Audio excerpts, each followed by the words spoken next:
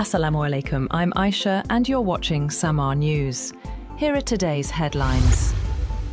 President Donald Trump has said that the newly signed Memorandum of Understanding with Iran has made America stronger and safer. In a social media post, Trump pointed to resumed oil flows, strong markets, and his claim that Iran will never obtain a nuclear weapon as key achievements of the agreement. The first oil tankers have passed through the Strait of Hormuz following the signing of a US-Iran agreement aimed at ending months of conflict that disrupted global energy markets. 3 Saudi-flagged supertankers carrying approximately 6 million barrels of crude oil sailed through the strategic waterway just hours after US President Donald Trump signed the deal with Iran. However, concerns remain over wider regional stability. In Lebanon, fresh Israeli airstrikes were reported, raising questions about the durability of broader ceasefire efforts and the prospects for lasting peace across the region. Pakistan has formally signed the Islamabad Memorandum of Understanding as the official mediator between the United States and Iran, marking a significant diplomatic milestone in efforts to end regional tensions. Prime Minister Shehbaz Sharif endorsed the agreement after it had already been signed by US President Donald Trump and Iranian President Masoud Pezeshkian. According to the Prime Minister's office, the signing formalizes Pakistan's role as mediator in the understanding reached between Washington and Tehran. Pakistan says US President Donald Trump and Iranian President Masoud Pezeshkian have digitally signed an Islamabad Memorandum of Understanding aimed at ending the conflict involving the US, Israel, and Iran and reopening the Strait of Hormuz. Prime Minister Shehbaz Sharif, in a statement, said both leaders endorsed the agreement, with Pakistan acting as mediator alongside Qatar. He said the MoU takes immediate effect and includes steps to halt hostilities and restore maritime flow through the key energy route. According to Sharif, the agreement outlines a broader framework for further negotiations on nuclear-related concerns and long-term peace, while formal discussions are expected to continue in Switzerland later this month. Prime Minister Shehbaz Sharif talked to Iran's President Masoud Pezeshkian over the phone, in which he welcomed the newly signed US-Iran agreement and called it a landmark deal that could help restore regional peace and support Iran's recovery. The Prime Minister also wished the Iranian side success in the forthcoming phase of negotiations and assures Pezeshkian of Islamabad's continued support to Tehran.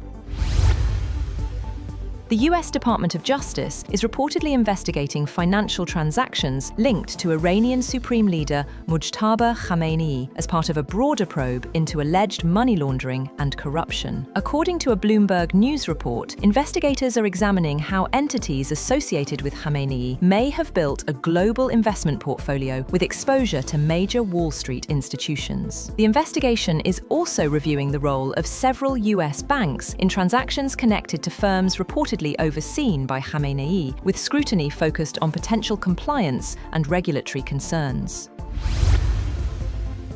The United States has read out a 14-point interim agreement with Iran aimed at halting hostilities and opening the Strait of Hormuz, paving the way for a 60-day negotiation period starting Friday in Switzerland. The document outlines an immediate ceasefire, mutual respect for sovereignty, and a phased end to military operations. It also proposes the gradual lifting of the US naval blockade, restoration of maritime traffic, and a framework for Iran's safe commercial shipping through the Strait of Hormuz. The agreement includes commitments to prevent Iran from developing nuclear weapons, maintain existing nuclear status during talks, and establish a mechanism to resolve enrichment issues under international supervision. It also envisions sanctions relief, access to frozen Iranian assets, and potential economic reconstruction support.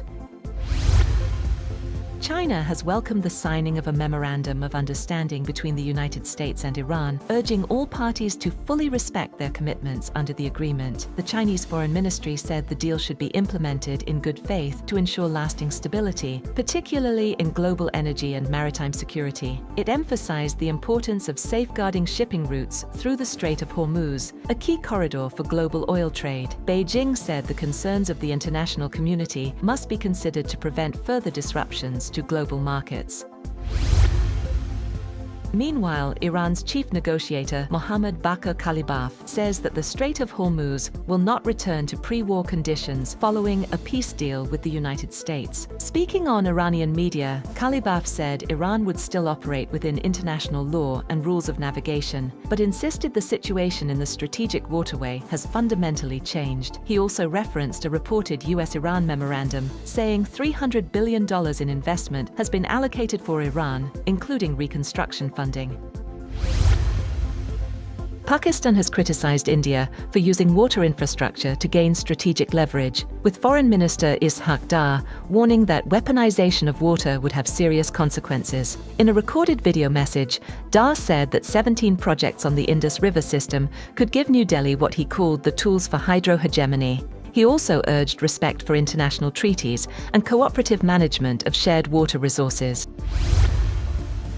Ukraine has launched its largest drone attack on Moscow since the start of the war, sending nearly 200 drones toward the Russian capital in a major escalation of long-range strikes. According to Russian officials, air defense systems intercepted at least 194 drones, while reports indicate that Moscow's largest oil refinery was among the targets hit during the attack. The strike highlights Ukraine's growing capability to target strategic infrastructure deep inside Russian territory and comes amid continued fighting on multiple fronts.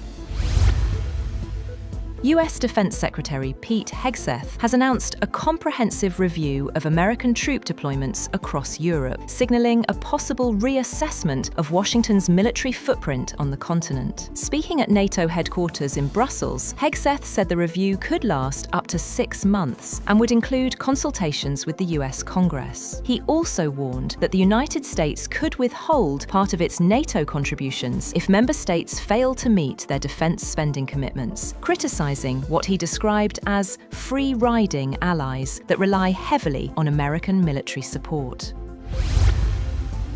Global oil prices fall after reports of an interim US-Iran peace agreement aimed at ending months of conflict and stabilizing energy flows. Brent crude dropped as much as 1.9% in early Asian trading, reversing earlier gains driven by geopolitical tensions and supply concerns. The benchmark stood at $78.07, still higher than pre-conflict levels, but well below this week's peak, above $81. Asian equities rallied on improved risk sentiment, with Japan's Nikkei 225 and South Korea's Kospi hitting record highs. US futures also rose in pre-market trading, reflecting optimism over easing global energy risks.